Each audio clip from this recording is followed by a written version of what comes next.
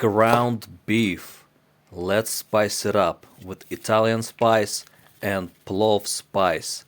Now let's mix everything together.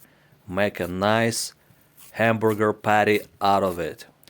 A splash of oil on hot pan.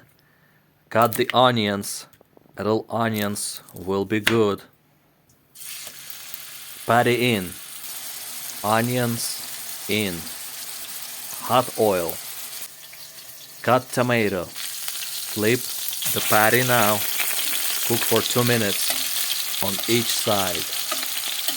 Beautiful. Spice it up, onions also. Like so. Cut the cheese.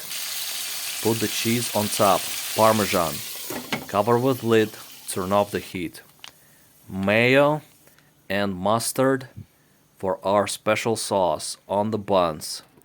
Let's see. Beautiful. Serve the onions first.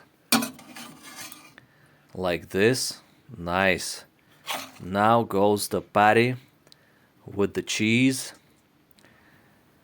Tomato goes on top. Cover it up with the bun. Look at this from all sides. Juicy, beautiful, steamy and delicious cheeseburger. Homemade. So yummy. Like, share and subscribe, my friend.